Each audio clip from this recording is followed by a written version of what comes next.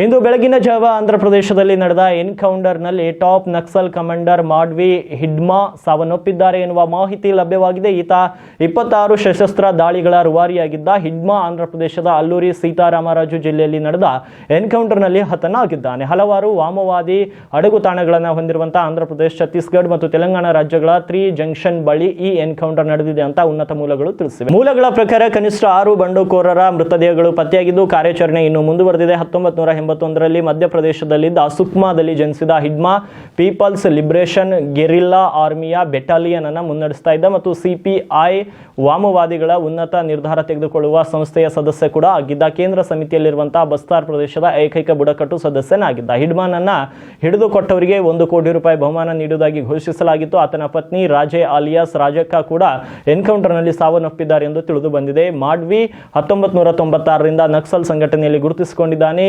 ಆಗ ಆತನಿಗೆ ಕೇವಲ 17 ವರ್ಷ ವಯಸ್ಸಾಗಿತ್ತು. ಹಿಡ್ಮಾನನ್ನ ಹಿದ್ ಮಾಲು ಮತ್ತು ಸಂತೋಷ್ ಹೆಸರಿನಿಂದ ಕೂಡ ಕರೆಯಲಾಗ್ತಾ ಇತ್ತು. ಈತ 150ಕ್ಕೂ ಅಧಿಕ ಸೈನಿಕರನ್ನ ಕೊಂದಿದ್ದ.